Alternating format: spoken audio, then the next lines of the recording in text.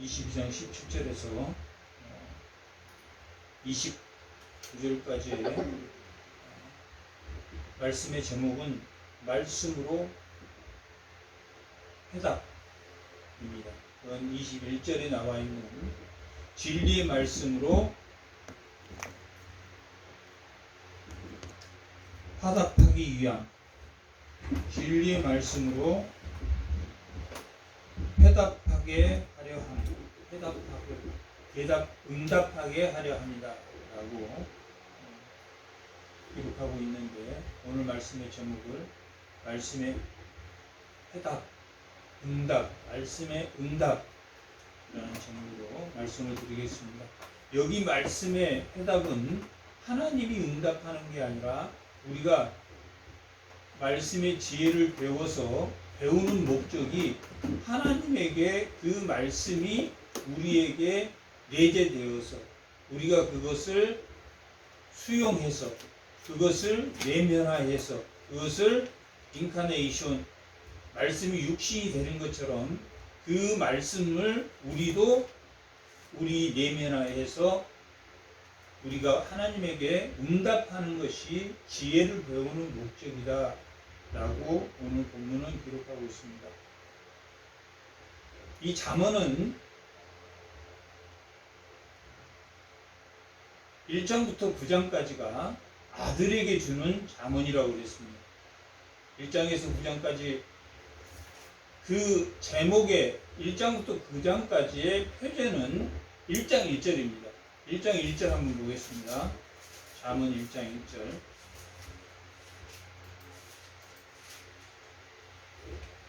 뭐라고 나왔습니까? 다윗의 아들. 다윗의 아들. 그러면 다윗이 등장하면 뭐가 등장합니까? 다윗에게 나단을 통해서 하나님이 한 다윗의 언약이 생각납니다. 다윗의 아들 이스라엘 왕은 누굽니까? 이스라엘 왕은 하나님이죠. 그죠? 이스라엘 왕은 하나님인데 그 솔로몬의 잠언이라, 하나님이 그 솔로몬에게 지혜를 주어서 사람을 깨우치는 잠언이다 라고 기록되어 있습니다. 그러면 10장 1절 한번 보겠습니다. 10장 1절.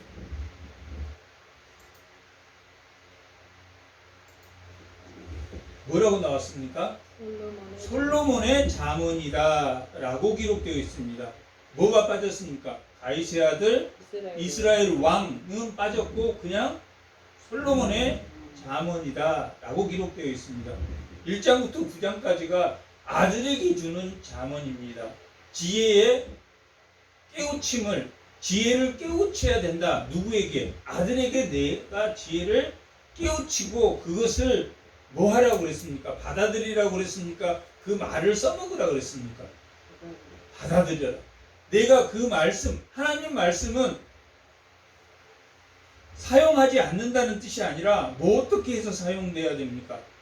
자기 내면화돼서 자기의 속에, 자기의 마음에, 자기의 귀에, 자기의 입에, 우리 내장에, 우리 속에 하나님의 말씀이 내재되어서 그것이 나와야 된다.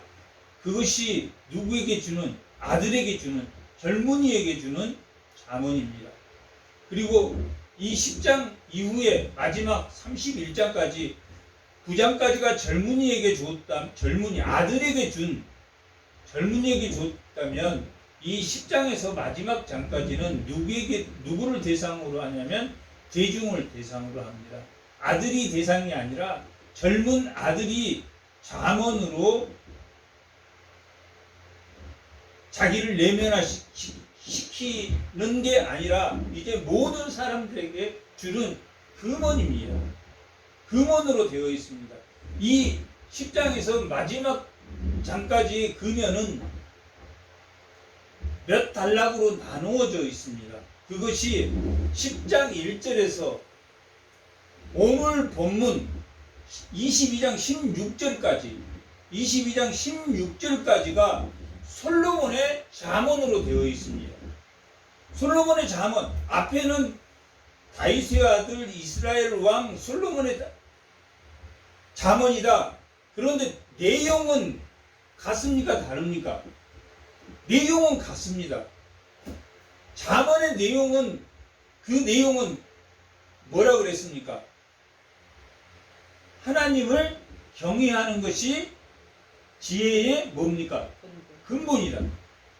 그 내용은 하나님을 경외하는 것이 지혜의 근본이다 라고 말했습니다. 1장 7절에 하나님을 경외하는 것이 지식의 근본이다 라고 기록되어 있고, 마지막 31장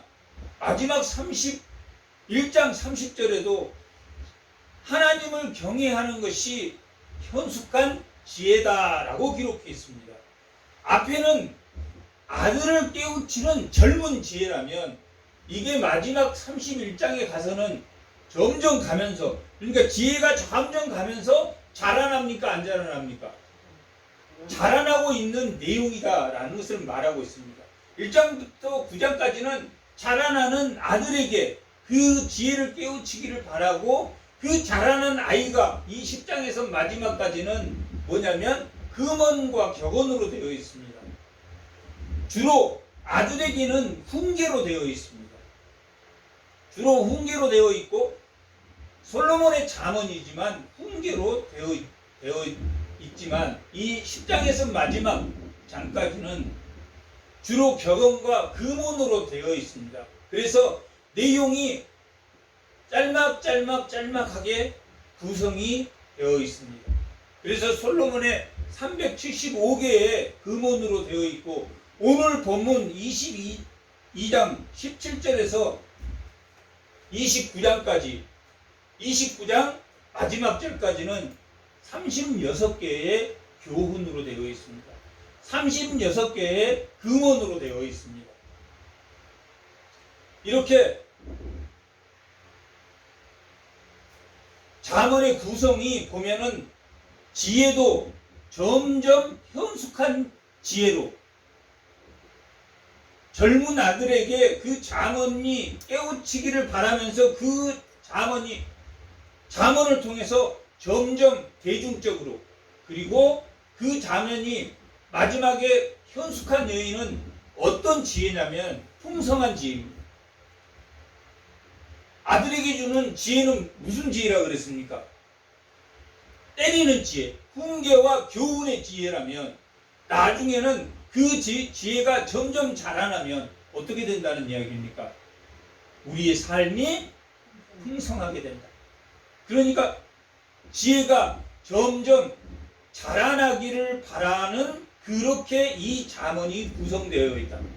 그래서 이 10장은 금언과 격언을 중심으로 되어 있는데, 몇 개의 단락으로 되어 있는데, 이 10장 1절에서부터 오늘 본문 전까지 22장 16절까지는 솔로몬의 잠언입니다. 잠언이다 라고 말하고 있습니다.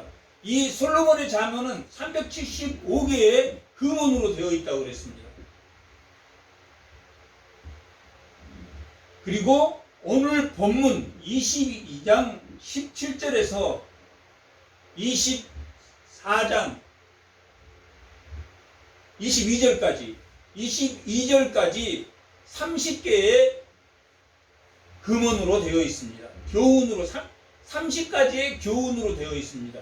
제목이 뭐냐면 22장 17절에 뭐가 제목입니까?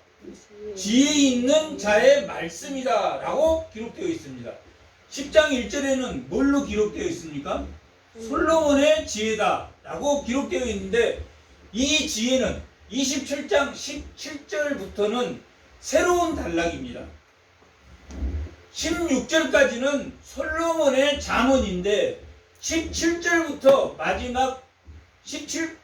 24장 끝까지는 36개의 교훈을 가르치고 있는데, 그 36개의 교훈은 누구의 말이냐면 솔로몬이 아니라 지혜 있는 자의 말씀이다 라고 말하고 있습니다. 그러니까 이 지혜 있는 자를 솔로몬인지 누구인지는 알 수가 없습니다. 하지만 이 잠언이 솔로몬이 기록하였다고 볼 때는 이 지혜 있는 자의 말씀을 누구로도 볼 수 있습니까? 솔로몬으로도 볼 수 있습니다. 솔로몬으로도 볼 수 있지만 또 다르게는 다른 어떤 솔로몬이 아닌 하나님의 계시를 받는 선지자의 말을 들은 솔로몬이 자기가 그것을 해석해서 기록해 놓은 금원이다. 누구를 위해서? 백성을 위해서.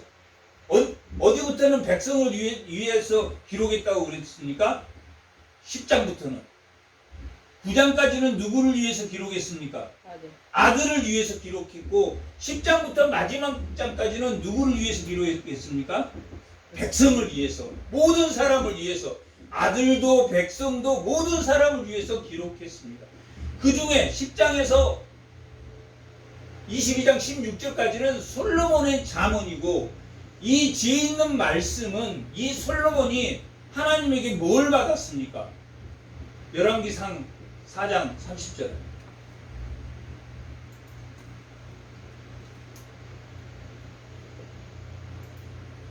4장 10, 20, 30절 28, 30절 29절부터 하나님이 솔로몬에게 지혜와 뭘 많이 주었습니까? 총명을, 지혜와 총명을 많이 주었다. 지혜와 총명을 많이 받은 그 솔로몬의 지혜가 동쪽 모든 사람이 돼요. 동쪽 모든 사람이면 어디를 말합니까? 애굽, 동쪽, 유럽, 아시아, 아프리카, 이 동쪽, 에베소, 동쪽 그 모든 나라 사람의 지혜와 애굽의 모든 지혜보다 뛰어났다라고 말하고 있습니다. 솔로몬의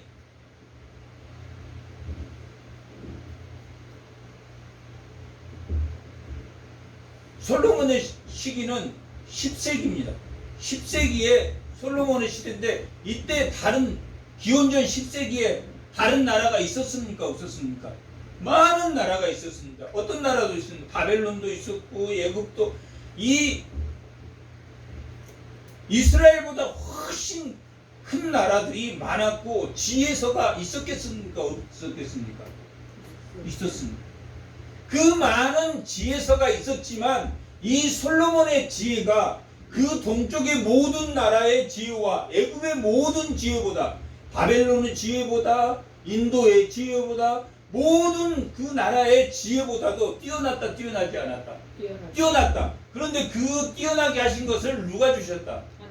하나님이 지혜의 영을 불러 넣어 주어서 학식이 많았다 아니면은 그 내면이 하나님의 뜻을 수용할 수 있는 지혜가 있었다. 내면이 수용할 수 있는 지혜가 있었다라고 기록하고 있습니다.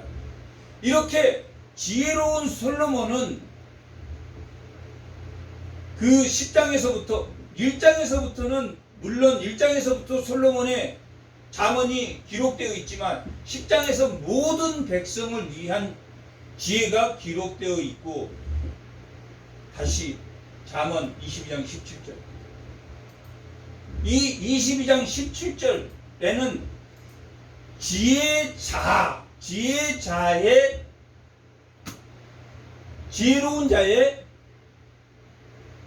지혜다, 지혜 있는 자의 말씀이다 라고 기록하여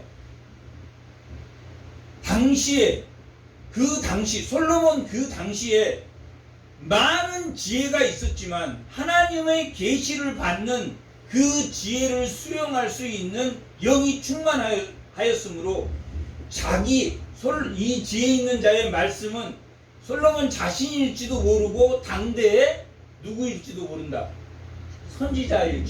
선지자나 하나님 말씀에 능통한 지혜로운 자의 모든 지혜를 솔로몬이 듣고 그것을 깨닫고 다시 기록해서 만든 30개의 교훈이 22장 17절에서부터 마지막 24장 마지막 절까지 기록되어 있습니다.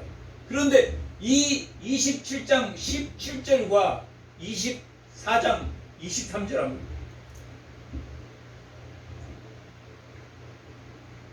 24장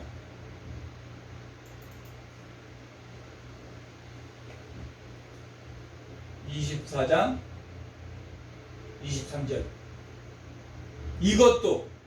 이것은 지금 뭡니까? 지혜. 이 지혜도 지금 이후에 기록할 이 지혜도 누구의 지혜로운 자 뭡니까? 여기는 지혜로운 자의 말씀이다 라고 22장 16절에는 기록하고 있는데 여기는 뭘로 기록되어 있습니까?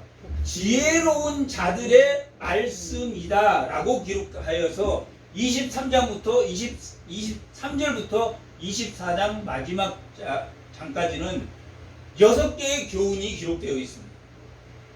추가 교훈이 재판과 재물에 관한 지혜를 지혜자들의 22장 17절의 지혜자와 다른 어떤 지혜자들의 지혜를 추가로 기록해 놓았는데 이 추가로 기록해 놓은 6가지 추가 지혜는 재판과 재물에 관한 내용, 개인과 공동체의 재판과 재물에 관한 그 내용을 6개를 기록해 놓았습니다. 그리고 22장 17절에서 22장 24장 22절까지는 30개의 지혜로 되어 있습니다. 그 지혜 중에 오늘 본문은 5개의 지혜를 말해주고 앞에 5개의 지혜를 설명하고 있습니다. 그리고 이 추가로 주어진 금원의 목적이 무엇이다 라는 것을 밝히고 있는 것이 오늘 본문의 내용입니다. 그래서 솔로몬의 금원과 격언이 대중을 향해서 10장에서부터 마지막 장까지인데 그 10장에서 마지막 장까지 단락이 몇 개 단락으로 되어 있냐면 솔로몬의 잠언이다 10장 1절 22장 17절에 지혜자의 말씀이다. 그 다음에 24장 23절에 지혜자들의 말씀이다. 그리고 30장에는 아굴의 잠언이다. 그리고 31장에는 느무엘이라는 왕의 어머니가 그 왕에게 전해주는 잠언이 기록되어 있습니다. 이렇게 교훈이 몇 가지 단락으로 나누어져 있는 것은 이 지혜가 점점 성숙한 지혜를 향해서 나아가고 있다 하는 것을 보여주는 내용이기도 합니다. 물론 이 잠언은 하나님의 지혜다. 하나님의 지혜의 말씀을 우리가 내면화시켜서 여호와를 경외하는 것이 무엇인가? 여긴 여호와를 경외하는 것이 무엇인가를 깨닫게 해주는 것이 이 잠언의 1장에서 31장까지 마지막에까지 내용이다 라고 말을 하면 한마디로 간단하게 그렇게 말을 할 수 있지만 그것을 단락을 지면 1장 1절, 10장 1절, 22장 17절, 24장 13절, 그 다음에 30장 1절 아굴의 잠언, 31장 느무엘 왕의 어머니의 잠언이다. 그러면서 점점 그 지혜가 무슨 지혜로? 풍요로운 지혜로 나아가. 이미 내면화되어서 예수님이 말씀이 어떻게 되었습니까? 육신이 되었다. 그 말씀이 뭐도 되고 귀도 되고 그 말씀이 못도 되고 눈도 되고 그 말씀이 심장도 되고 그 말씀이 신장도 되고 그 말씀이 배도 되고 그렇게 육체의 모양으로 그 말씀이 변화됐다.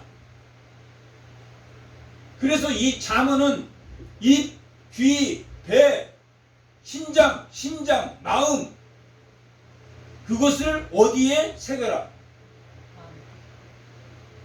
그 장, 신장, 심장 이것을 뭘로 새겨라? 지혜로 채워라.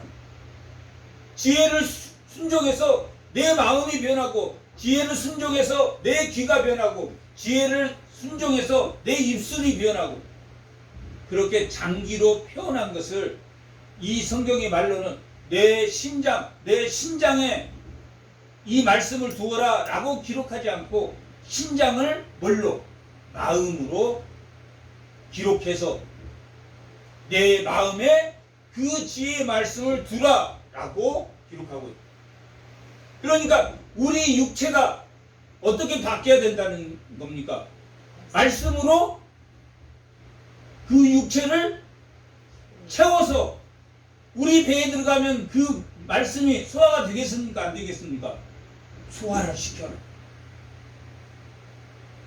내 귀로 듣고 내 속으로 듣고 내 마음으로 듣고 내 귀로 듣고 라는 말은 그것을 말씀을 음식물처럼 예수님이 말씀이 육신이 된 것처럼 우리는 그 육신이 되신 예수님의 그 말씀이 우리 몸 안에 들어와서 우리도 그것을 소화해야 된다. 소화해내야 되지 않는다. 소화해내는 것이다. 그것이 하나님을 뭐하는 것이다. 경외하는 것이다. 그 말씀을 소화해서 내 것으로 만드는 것이 뭐하는 것이다. 하나님을 경외하는 것이다. 시편의 지혜, 욥기의 지혜, 전도서의 지혜, 아가서의 지혜, 이 5개의 지혜서는 이 5개 전도서의 지혜, 이 5개의 지혜서는 하나님을 경외하는 지혜를 배우는 것입니다. 하나님을 경외하는 지혜를 욥은 세 친구와 논쟁을 통해서 우리 인간으로서는 하나님을 헤아릴 수 있습니까? 없습니까? 하나님을 헤아릴 수 없다는 것을 깨달아. 신명기적인 관점에서나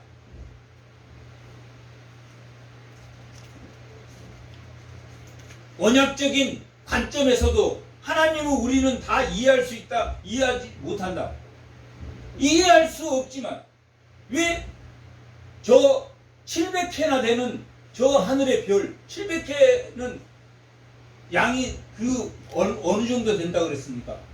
지구의 모래알에 지구 모래알 한 개 한 개에 몇 배, 이 지구에 있는 그 모래알에 10배나 되는 게 700회인데 그것이 별이라고 볼 때 우리가 별을 이해할 수 있겠습니까? 못한다. 그런 것처럼 하나님을 경외한다는 것은 뭘 말하느냐면 우리가 하나님 말씀을 내면할 때 하나님을 신뢰하게 된다. 하나님을 의지하지 않게 된다.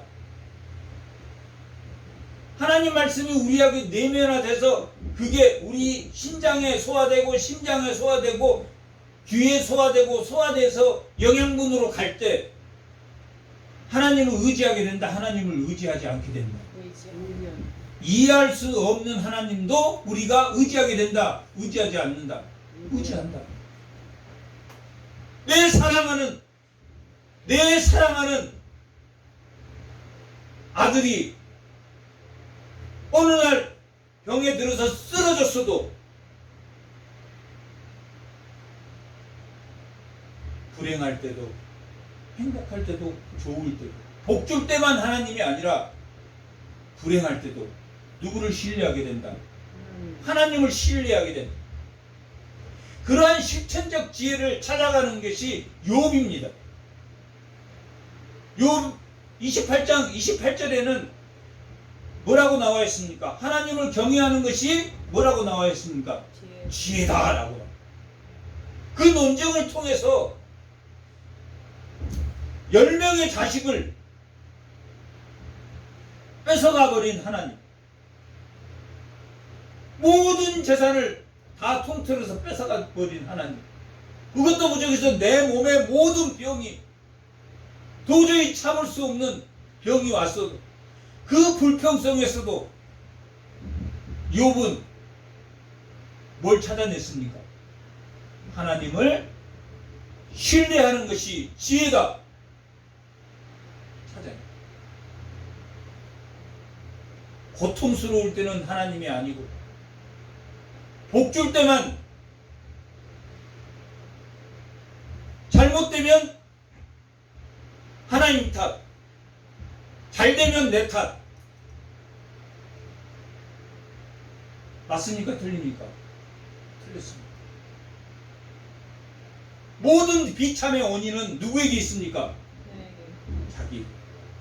하나님은 이미 이 성경이라는 특별 계시를 주어서 빛의 길로 내비게이션을 줬습니까? 하나님의 주지 않았습니까? 내비게이션을 줬단 말이에요. 내비게이션을 줬는데 그 내비게이션을 틀고 옳은 길, 곧은 길로 예수님을 따라가면 되는데 꼭 자기가 다른 길로 가고 누구 탓을 합니까? 예수님 탓을.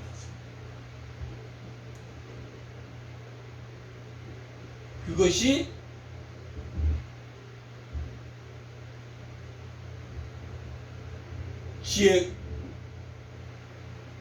지혜의 옳은 길이 아니다 라는 것을 이 실천적 지혜를 통해서, 이 연역적 지혜를 통해서 하나님의 명령, 여기는 지혜의 명령입니다. 이렇게 해라, 이렇게 하지 마라, 실천적 지혜라고 합니다. 다른 지혜서는, 전도서는 지혜가 무엇이냐, 헛된 것이 이 세상의 일인데 아무리 하나님을 내가 믿고 하나님을 바라봐도 헛되고 헛된 것은 다른 것이 마찬가지더라 라고 하지만 결국은 그 지혜자도 하나님을 경외하는 것이 지혜의 근본이라는 것을 마지막 12장에는 그걸 깨달아간 전도자.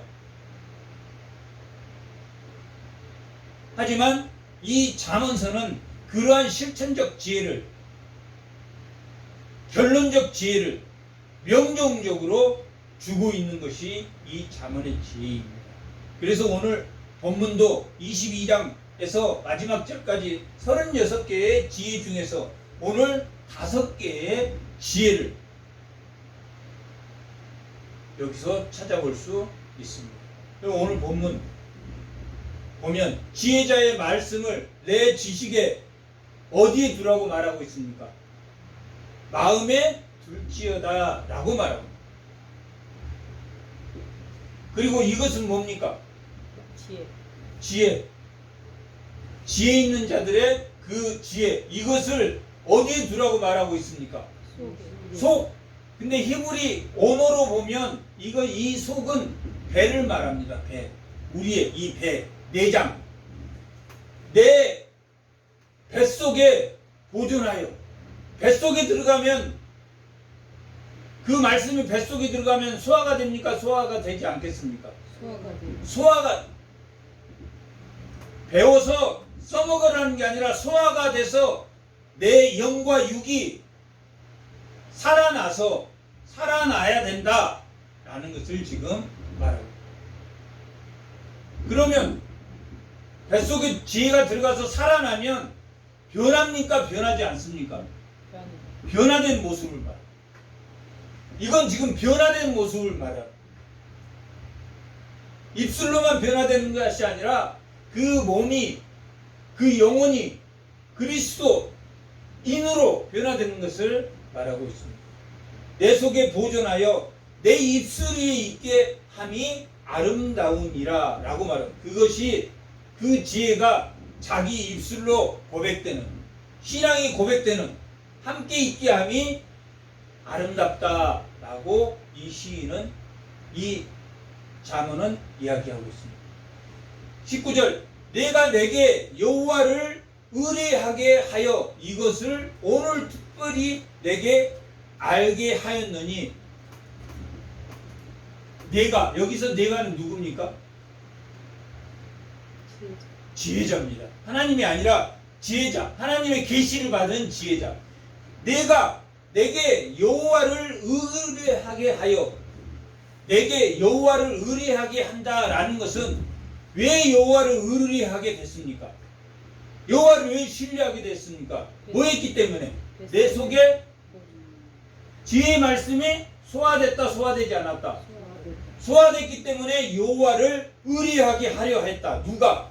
지혜자가 이 지혜를 준 것은 내 속에 그것을 내면화해서 내가 여호와를 신뢰하게 하려 하였다. 지혜를 준 동기가 뭐냐면 여호와를 신뢰하라고, 여호와를 경외하라고 뭘 주었다. 이 지혜자가 지혜를 주었다. 지혜를 준 이유가 뭡니까? 여호와를 뭐하라고? 신뢰하라고. 지혜 말씀이 들어오면 여호와를 신뢰합니까? 신뢰하지 않습니까? 여호와를 신뢰하게 된다.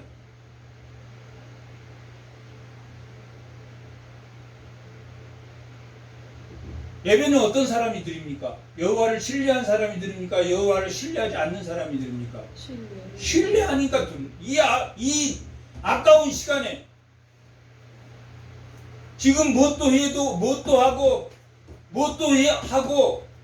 그 불평 속에서도 왜 예배를 드립니까?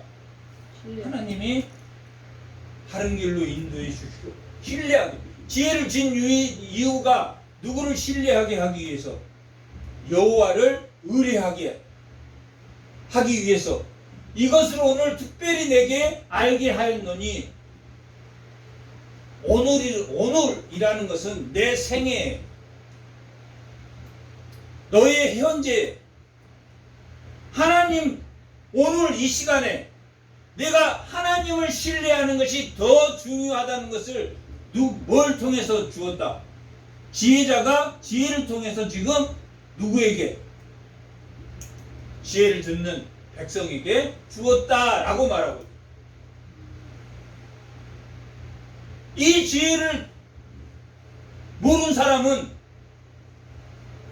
뭐가 더 우선이겠습니까? 세상 일이 우선일 수가. 세상 일이 우선이죠. 그런데 오늘 특별히 내게 알게 했답니다. 근데 이 오늘이라는 시간은 내 삶의 오늘이야. 내일도 내가 오늘이야. 그러니까 이 오늘은 뭘 말하고 있냐면 내 생애 전부. 내 생애에 오늘, 내일 돼서 또 오늘 할 때 누구를 신뢰해야 된다? 여호와를 신뢰하는데 뭐 했기 때문에 여호와를 신뢰한다? 내 속에 지혜를 내면화했기 때문에, 내 지혜를 인카네이션 했기 때문에. 인카네이션이 성육신입니다. 말씀이 육신이 되었다 할 때 성육신이 인카네이션. 예수님은 그 말씀이 육신이 되었고 우리는 그 말씀이 우리에게 들어와서 우리의 마음에 할례를 하게 됩니다. 우리 몸에 할례를 해서 그것을 소화시켜서 오늘이라는 그 시간을 내가 특별히 누구를 신뢰하는데 쓰는 것을 알게 했다. 하나님을 신뢰하는데, 하나님을 신뢰하는데 지혜 있는 자는 오늘을 하나님을 신뢰하는데 쓰게 내가 했다라고 지금 누구에게 말하고 있습니까?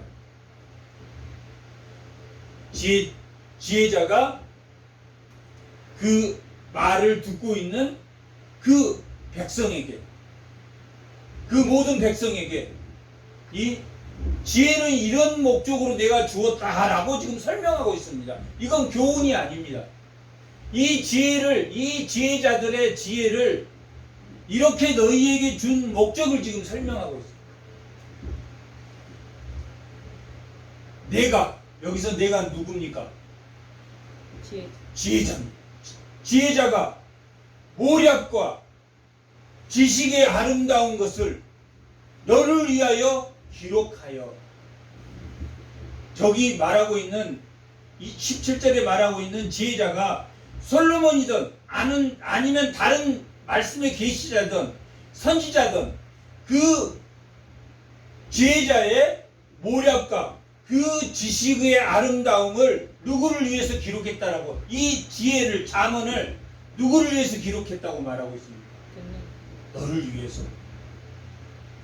오늘 내 인생을 하나님을 의리한 자를 위해서 기록했다라고 기록.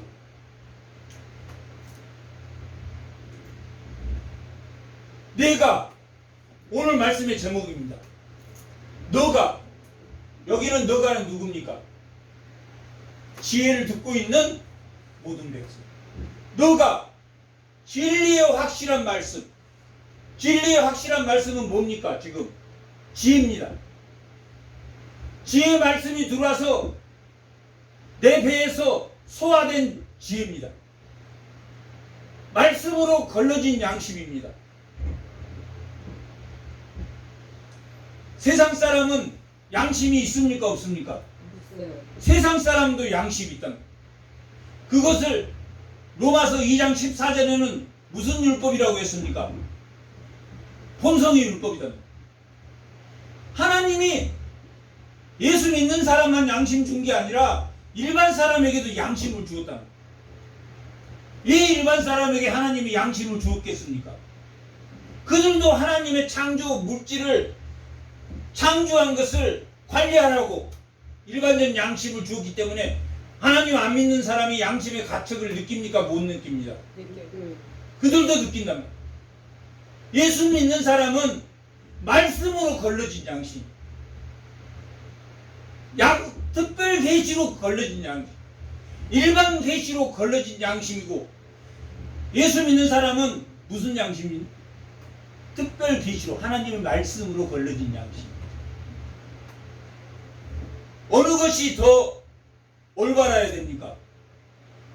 말씀으로 걸러진 양심이 훨씬 올바르게 살아야 되는데, 일반 사람들도 느끼는 죄의식을 거짓말하고 속이고 이용하고,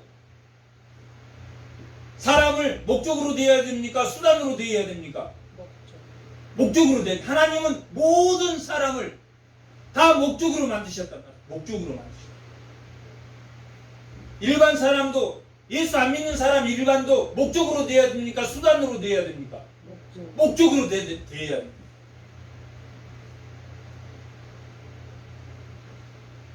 이 세상 사람들은 다 상대를 뭘로 생각합니까? 수단으로 생각합니다. 자기 이용하는 수단으로 생각합니다. 잘해주는 것도 수단으로 사용합니다. 예수 믿는 사람은 그러면 되겠습니까? 안 되겠습니까? 예수 믿는 사람은 말씀으로 걸러진 양심인데 인간을 수단으로 사용해서는 안 됩니다. 하나님이 다 인간마다 목적을 만드셨다. 하나님이 다 필요를 만드셨다. 모든 것을 자기가 다 잘해.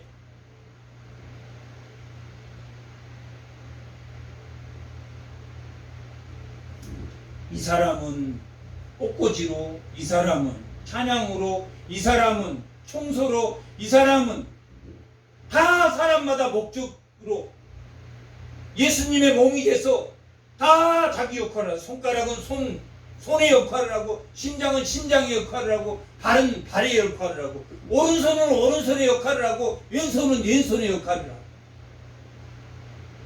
하지만 무거운 걸 들 때는 다 함께 발과 몸과 배와 모든 것을 다 해서 들어야 돼. 그것이 하나됨입니다. 하나니까 어떤 한 사람이 자기 마음대로 한다는 게 아니라, 공동체를 이끌어 나가는 게 아니라 전체가 힘을 모아서 하는 것이 하나됨입니다. 성령의 하나됨은 그런 하나됨입니다. 하나님의 깃발 아래 모두가 하나 된다. 자기가 뭐든지 다 잘라서 자기가.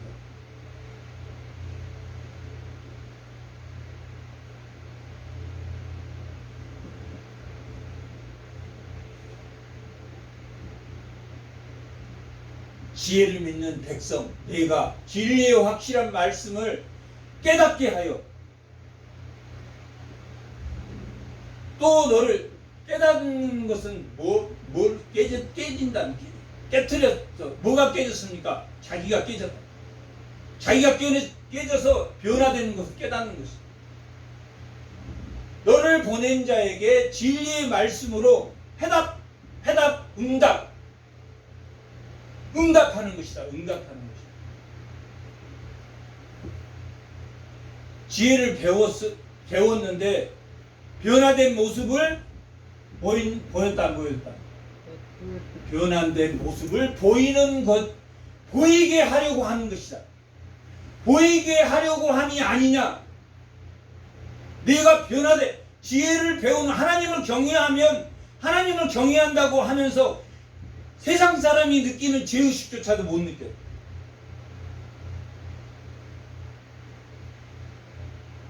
그냥 속이는 것이 그냥 자기 유익만 되면 그리고 그것이 하나님이 복 줬다고 그러고 그럴 수는 없다. 내가 보낸 자, 너를 보낸 하나님, 보낸 자에게 진리의 말씀으로 뭘로 해답을 해야 됩니까? 진리의 말씀, 지혜. 하나님을 경외하는 지혜. 지혜의 말씀으로, 지혜의 말씀은 그 말씀이 나한테 들어와서 됐습니까? 변화되지 않았습니까? 변화된 것을 지혜라고 부릅니다. 말씀이 내게 들어와서 변화된 것이 지혜의 말씀. 진리의 말씀으로 해답하게 하려 함이 아니냐. 지혜를 배운 이유가 뭐하게 하려고 배우냐면 하나님 우리에게 지혜의 말씀을 변화된 행동을 보이게 하려고 변화된 행동을 보이게 변화된 그리스도의 모습을 보이게 하려고 하는데 100% 됩니까? 100% 안 됩니까? 삼위일체 하나님 외에는 완전성 안에 있을 수 없습니다. 사도 바울도 뭐라고 말했습니까? 날마다 나를 쳐서 매 순간순간 떨림과 두려움으로 하나님 앞에 엎드렸다라고 기록하고 마치 자기는 매번 변화된 모습으로 보이는 것처럼 우리는 살 수 없다. 그러나 뭐 변화된 모습이라는 건 뭐 하는 모습입니까? 하나님에게로 돌이키는 모습. 잘못된 것을 말했을 때 고칠 수 있는 것. 잘못된 걸 말했을 때 회개할 수 있는 능력이 뭐다? 진리의 말씀의 해답. 그것이 하나님을 경외하는 것이. 말씀으로 걸러진 양식.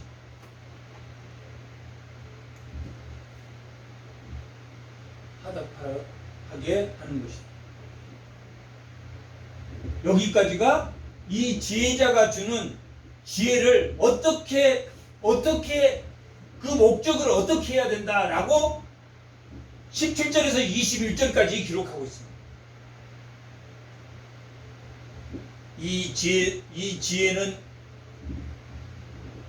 하나님의 말씀을 우리가 받아서 그 말씀에 우리 뱃속에 들어와서 소화해서 그것이 여호와를 신뢰하는 마음으로 변화돼서 그 진리의 말씀으로 우리가 다시 변화된 모습을 보인다, 보이지 말아야 된다. 보이는 것이 하나님을 경외하는 것이다. 이 지혜자가 주는 지혜다라고 말하고 지금 그 지혜를 몇 개를 줬다고 했습니까? 2장 17절부터 마지막 장까지 36개의 지혜를 줬는데 22절부터 그 첫 번째 지혜를 말합니다. 22절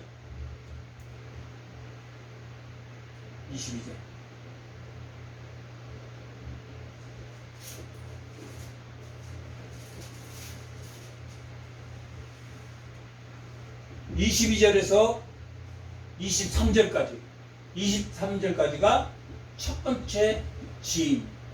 약한 자를 괴롭히지 약한 자를 괴롭히지 않는 것이 지혜의 말씀. 내가 하나님 그 지혜를 들었다면, 하나님 말씀을 들었다면 누구를 괴롭히지 말라고 지금 말하고 있습니다. 약자를 괴롭히지 마라라는 게 첫 번째 교훈입니다. 이 지혜자가 주는 10장 1절부터 22장 16절까지는 솔로몬의 지혜고 여기는 지혜자들의 지혜. 이 솔로몬인지 다른 지혜자인지는 우리가 이름이 안 나와서 알 수 없지만 다른 지혜자가 주는 이 지혜의 첫 번째 지혜는 뭘 괴롭히지 마라. 약한 자를 괴롭히지 마라. 약한 자, 22절. 약한 자를 그가 약하다고 타치하지 말며 공고한 자를 성문에서 압제하지 말라. 약한 자와 공고한 자. 약한 자와 공고한 자를 돕는 것이 누구를 돕는 것이라고 그랬습니까? 하나님을 돕는. 약한 자. 예수 믿는 사람은 고아와 가부와 나그네, 약한 자와 공고한 자를 돕는 것이 하나님에게 하는 것이라는 것을 다 압니다. 세상은 어떻게 바뀝니까?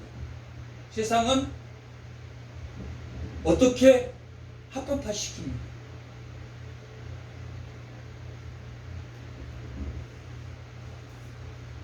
그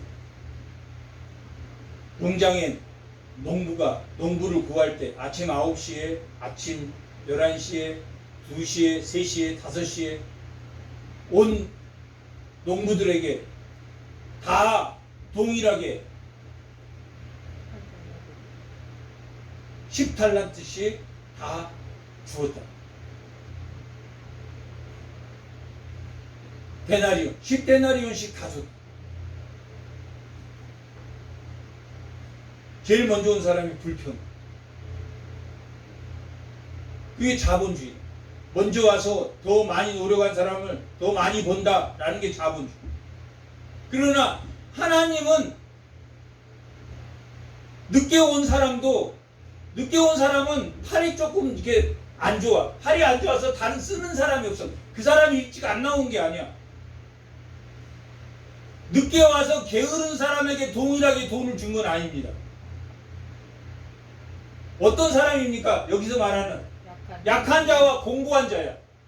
그래서 사람들이 안 써.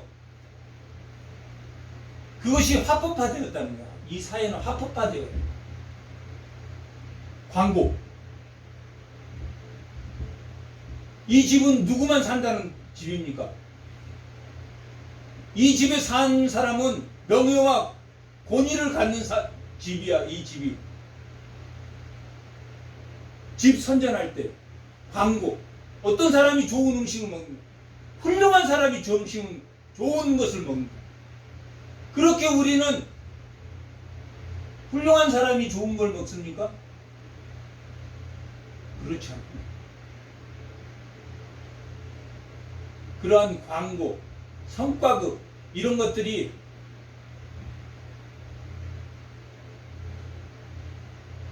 값을 정당화시키는 거예요. 자본주의에서 열심히 해서 많이 버는 것은 당연합니다. 그걸 나쁘다라고 말할 수는 없지만 하나님이 그에게 많이 준 건 뭐 하라고 많이 준 겁니까? 약한 자와 공고한 자들을 돌보게 하기 위해서. 예수 믿는 사람은 그런 합법화된 거에 대해서 자기가 나는 하나님이 이렇게 나에게 물질을 준 것은 누구를 약한 자와 공고한 자를 위해서 사용하라고 주셨구나 라는 것을 알아야 된다는 거예요. 알아야 돼. 값과 의리 하나님에게 있습니까? 없습니까? 하나님은 값과 의리 없어요. 오직하면 하나님이 우리가 친구 된다고. 동등하다. 친구라는 것은 동등하다는 뜻이 아니라 하나님과 같은 방향을 바라보고 가는 거예요.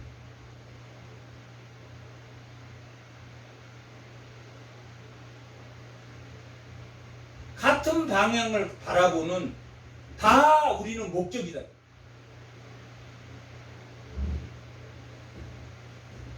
그런데 뭐하는 자가 되려고 지금 자기의 명예와 자기의 권력과 자기의 선전에서 나오는 하나님을 위한 삶이 아니라 잘 먹고 잘 사는 삶을 지향한다는 거예요. 세상 사람. 누구는 그러지 말아야 됩니까? 예수 믿는 사람은 그러지 말아야 됩니다. 공고한 자들을, 약한 자를 위해서 살 때 하나님이 그 사람의 목적이 약한 자와 공고한 자를 위해서 쓴다면 큰 부를 주어서 그를 사용하신다. 부를 안 주겠다는 것이 아니에요. 하나님을 위해서 사용한다. 이게 첫 번째 교훈입니다. 23 대저 여호와께서 신원하여 주신다. 신원하다라는 히브리어는 싸운다. 누가 싸워주신다. 하나님이 누구와 싸우신다. 갑과 싸워주신다. 약한 자와 공고한 자를 이 공고한 자는 성문은 어떤 장소입니까? 성문은 이스라엘의 성문은 어떤 장소입니까? 재판하는 장소, 재판하는. 이 성문에서 재판하는. 이 성문에서 재판하는데 재판을 옳게 한다, 옳지 않게 한다. 권력 있고 돈 있는 사람은 죄 안 살고 돈 없는 사람은 죄 살고 불공평하게 한다. 그러나 공고한 자들이 성문에서 압제하지 말라. 성문에서 공의와 정의로 재판하라 라고 기록하고 있다. 가난한 자에게나 공고한 자에게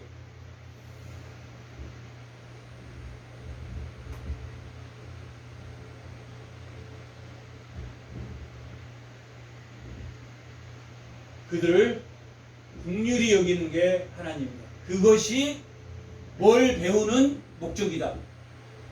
하나님의 말씀을 배운, 진리의 말씀을 배우는. 진리의 말씀이 소화되면 그게 뭐라고 그랬습니까? 지혜라고 그랬습니다. 진리의 말씀이 내면화되면 그게 지혜라.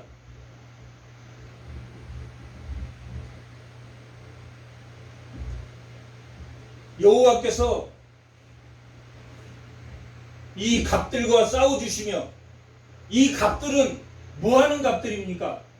이 갑들이 사회 봉사하고 사회에게 좋은 일, 그런 갑을 말하는 게 아니라 어떤 갑을? 무시하고 가난한 자, 공고한 자를 무시하고 가난한 자에게는 죄를 더 주고 불쌍한 사람들에게 간첩으로 누명을 씌우고도 눈 하나 깜짝 안 하고,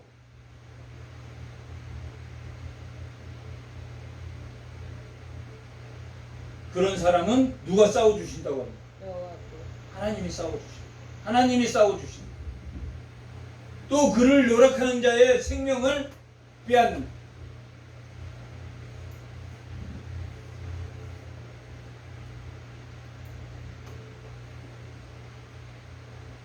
가난한 자, 고통받는 자들에게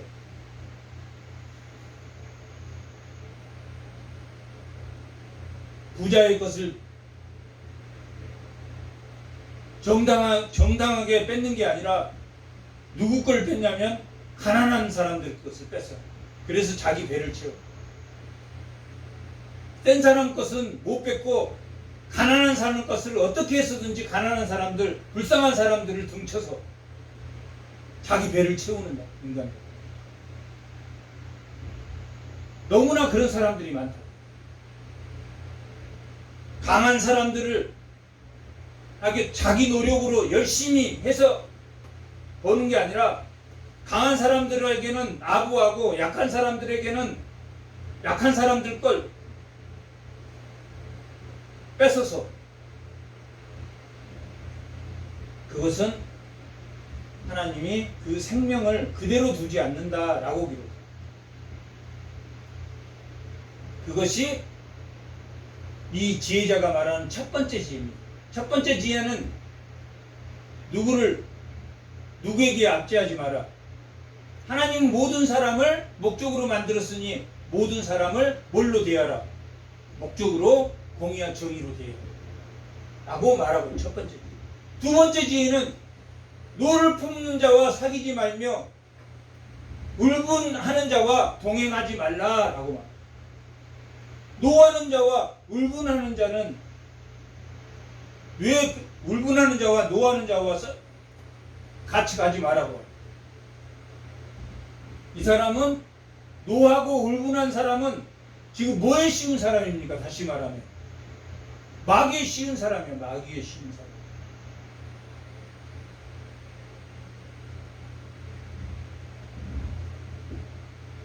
하나님의 말씀, 지혜가 들어오는 사람은 노나 돈을 내지 않는다. 그래서 집사의 조건, 감독의 조건, 이런 족계는 다 분노하지 말라라고 기록. 끝내는 사람,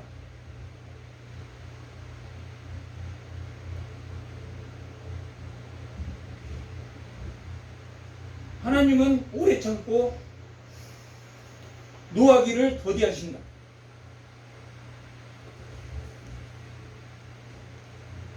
두 번째 지혜는 노하지 말라. 노하지 말라. 노는 관계를 사단낸다. 노하지 마. 그 행위를 본받아 내 영혼을 올무에 빠뜨릴까? 이 노가 그 영혼을 올무에 빠뜨린다.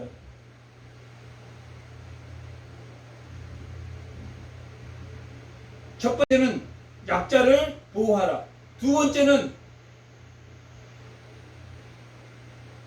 성내기를 더디하라. 화내기를 더디하라.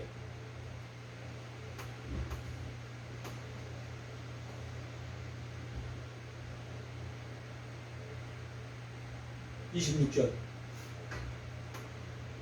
너는 사람들과 더불어 손을 잡지 말며. 손을 잡지 말라라는 말이 지금 손을 잡았다라는 것은 계약했다는 계약. 맹세했다.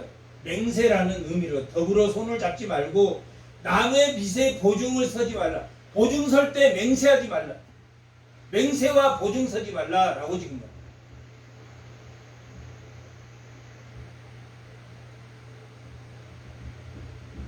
맹세하는 것과 보증 서는 것은 하나님의 지혜에 속한다, 속하지 않는다? 속하지 않는다.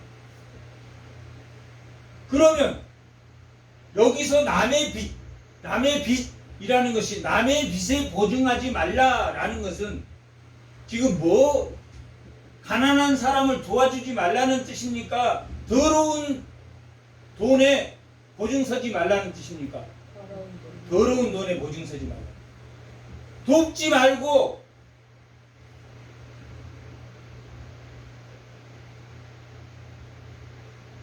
가난한 자를 위해서 베풀지 말라는 뜻이 아닙니다. 마태복음 5장 42절.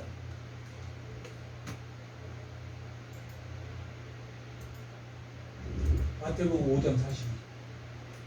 이건 마태복음 5장 42절은 누가 한 말입니까? 예수님이 제자들에게 한 산상수훈에서 예수님이 제자에게 내게 구하는 자에게, 지금 예수님이 말한 말입니다. 내게 구하는 자에게 주며 내게 꾸고자 하는 자에게 거절하지 말라라고. 이건 구하는 자, 꾸려고 하는 자에게 거절하지 말라라는 것은 도움을 주라는 이야기입니까? 도움을 주지 말라는 이야기입니까? 도움을 주라는 이야기. 그런데 아까 거기는 돈을 줘서 도움을 주라는 뜻이 아니라 고리대금, 남의 빚, 고리대금, 이자를 받는 것, 그리고 남의 돈에 그 관계를 정확하게 모르고 자기가 보증서지 말라는, 보증서지. 내가 책임질게 하지 말라. 그러면 그 책임질게 하면은 그 사람이 보증서면은 보증 세운 사람하고 같은 사람이다, 같지 않는 사람이다. 같은 사람이다, 같은 사람. 똑같이 고리대금업을 받는 사람이 남의 고열을 빨지 마라, 그런 뜻이야. 남의 고열을 빨지 마라, 보증하지 마라. 돕지 말라, 돈을 빌려주지 말라라는 뜻이 아니라.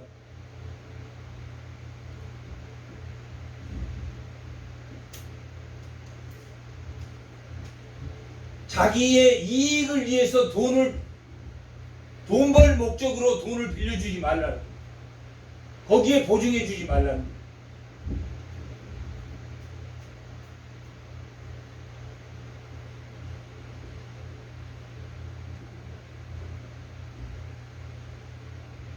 그 행위를 본받아 내 영혼이 올무에 빠질까? 그렇게 돈을 자기 이익을 위해서 돈놀이를 한다든지 아니면은 돈으로 남을 속인다든지, 증권, 거짓말로 이 회사가 엄청 크게 된대. 그렇게 속여가지고 5천원짜리 주식이 5만원짜리가 되어서 싹 팔아버리면 그 목돈 500만원, 300만원 가지고 있는 사람들이 그 말 믿고 거기 들어가라는 이야기니까 들어가지 말라는 거야. 그런데 들어가지 말라는 거야. 남의 빚이라는 거. 그것이 남의 빚에 보증하는 거. 어떤 사람이 거짓말을 해서 그 돈을, 유익을 찾고 가려고 개미들을 속였는데 거기에 들어가지 말라는 거. 그렇게 받은 이익은 옳은 이익이다. 옳지 않는 이익이다. 옳지 않는 이익이다. 라고 남의 빚에 보증하지 말라. 이런 이 뜻은 그런 거. 그러면 결국은 뭐까지 뺏기냐면 침상까지 뺏긴다.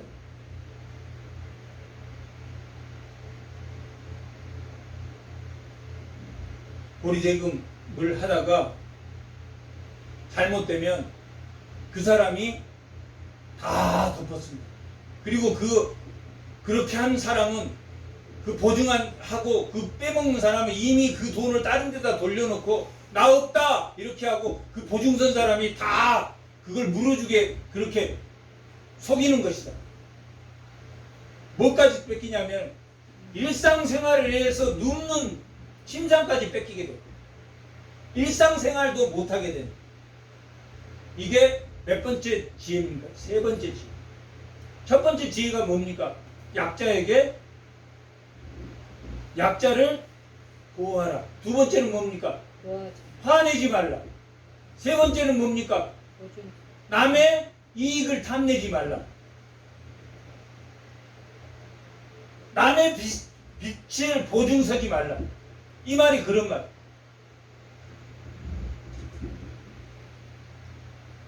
그러면 침상도 뺏길 것이다. 이게 세 번째입니다. 네 번째는 뭡니까? 내 선조가 세운 옛 지계석을 옮기지 말라라고 말합니다. 옛 지계석은 뭘 말하냐면 하나님이 12지파에게 땅을 제입복기 위해서 분배해 줬습니까? 안 줬습니까? 분배해 준 것을 뺏지 말으라는 이야기. 분배해 준 것을 뺏지 말으라는 이야기는 뭐냐면 기본 생활권은 뺏어라 뺏지 말으라. 기본 생활을 할 수 있게 하는 게 하나님이에요. 하나님이 기본 생활을 하도록 해놨는데 누가 뺏어갑니까? 그 기본 생활 할 것까지 뺏어간다. 기본 생활 할 것까지도 뺏어가.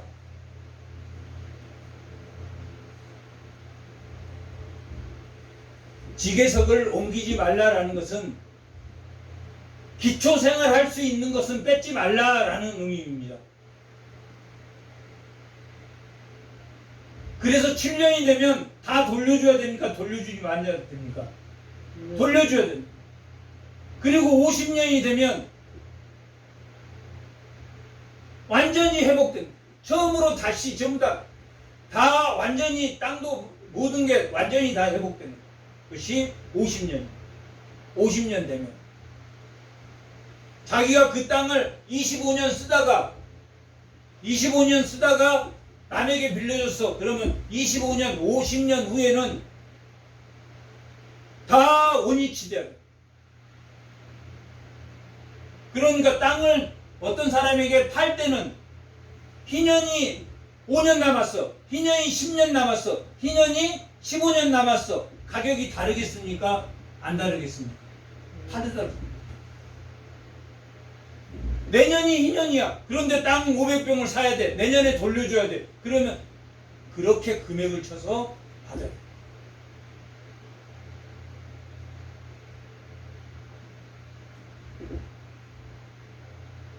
그렇게 해서도 희년이 되면 다 돌려줘.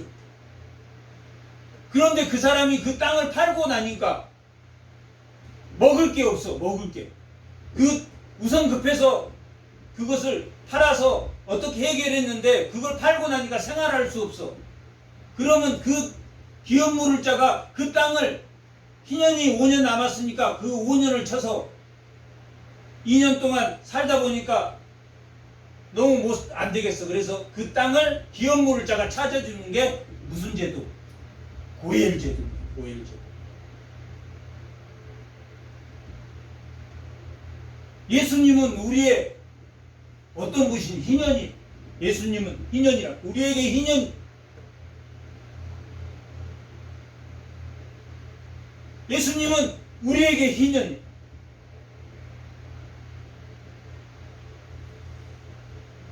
우리의 자유와 우리의 속박받는 것, 이 세상으로부터 규제받는 것으로부터 예수님 믿는 것은 희년을 선포하는 것.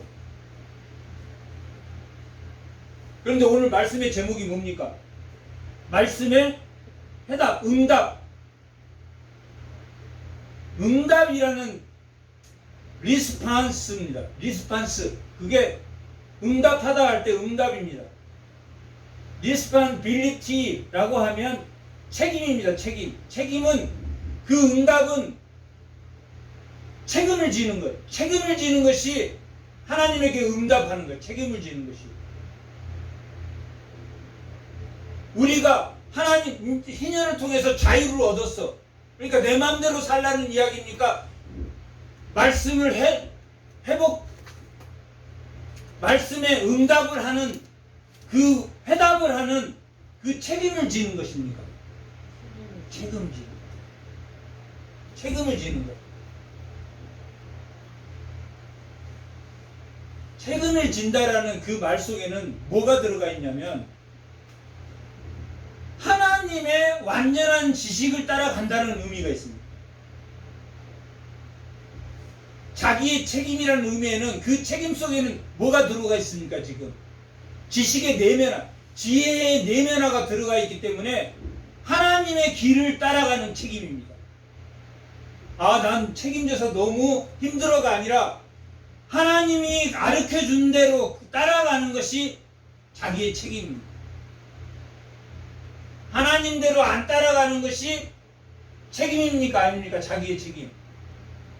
안 따라가고 자기 멋대로 해서 아무리 잘 됐다 하더라도 그것은 하나님이 주신 자기의 책임이 아니라, 하나님의 절대 조건과 자기의 책임은 그 하나님의 절대 조건인 완전한 지식에, 그 완전한 지혜에, 내가 완전한 지혜로 내 말씀이 들어왔기 때문에 그 말씀의 내면화로 따라가는 게 자기의 책임입니다.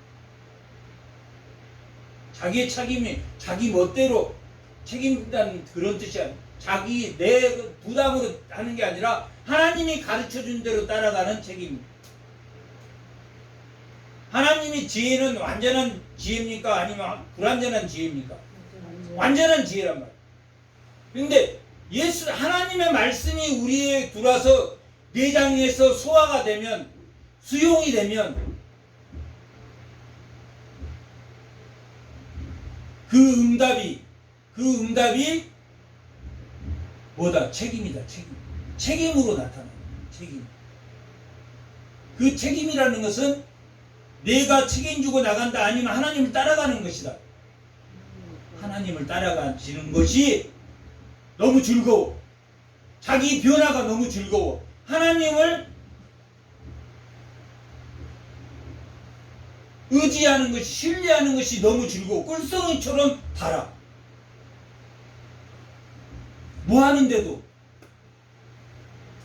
고통이 현재 있음에도 불구하고 하나님을 따라가는 것이 즐거워. 그런 우리는 첫사랑을 다 겪었다. 그것이 지혜석을 건들지 않아. 지혜석을 건드는 것은 그 사람을 짓밟아버리는, 왕따시키는, 그 사람을 거짓으로 팔아버리는, 수단으로, 자기의 수단으로 지혜석을 옮겨야 됩니까? 옮기지 말아야 됩니까? 말아요. 남을 짓밟지 말라라는 뜻입니다. 이 말이 결국은 최소한 삶을 영위할 수 있도록 옆에서 도와라. 돕지 말아라. 도와라. 자기 마음에 안 든다고, 자기 말대로 안 했다고.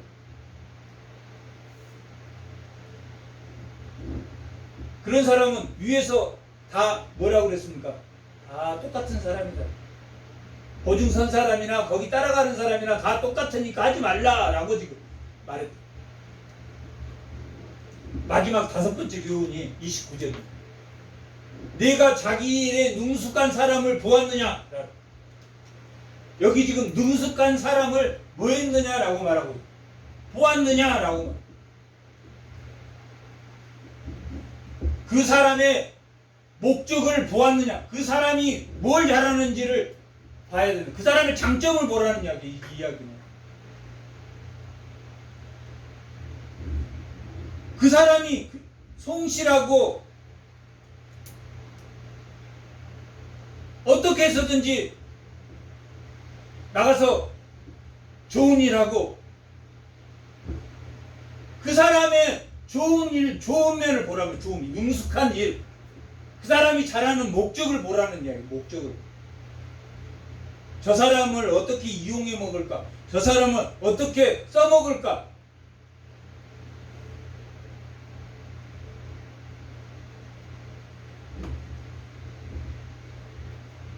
자기 목적대로 어떤 사람을 보지 말고 자기 일에 능숙한 사람을 보았느냐, 뭘 잘하는가를 장점을 봐서 그 장점을 볼 수 있는 사람이 되라. 어떤 사람은 남의 장점을 볼 수 있다.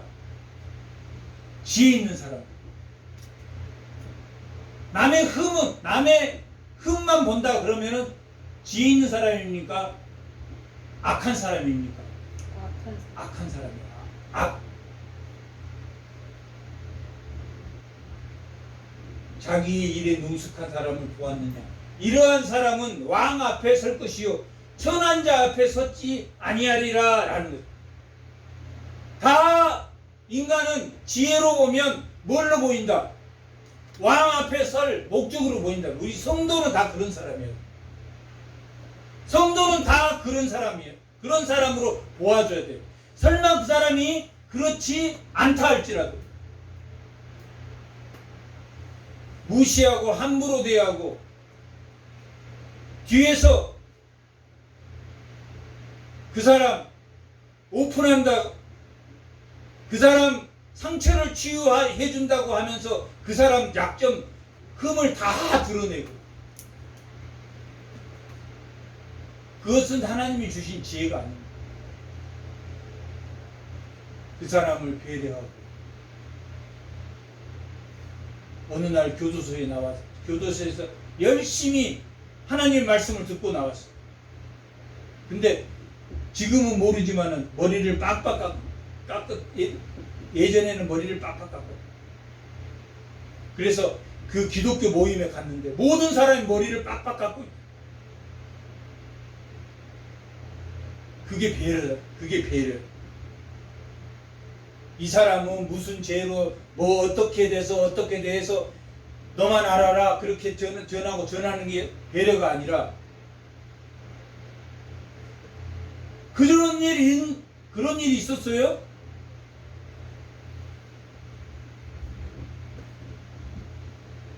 배려라는 그 책에서 내가 본 거야.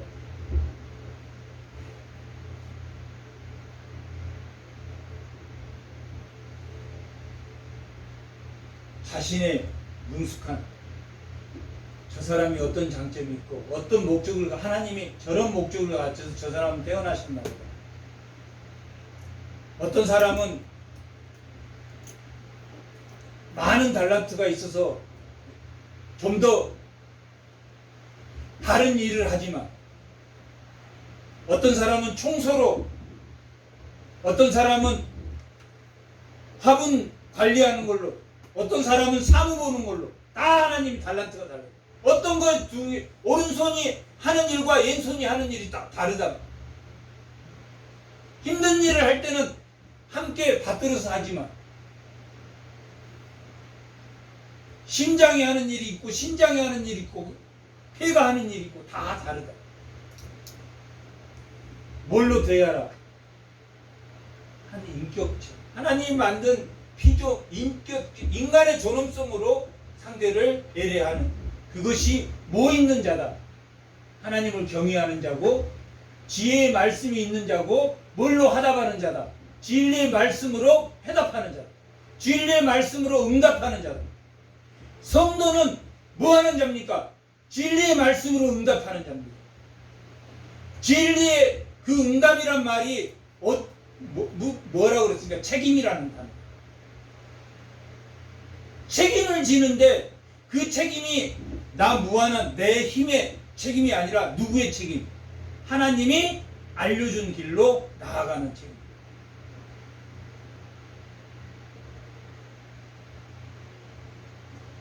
진리의 말씀에 해답하는, 응답하는, 책임지는 그 말씀이 살아서 하나님 말씀 그 빛의 길로 따라가는 주의 성도들이 다 되시기 바랍니다. 한번 기도하겠습니다.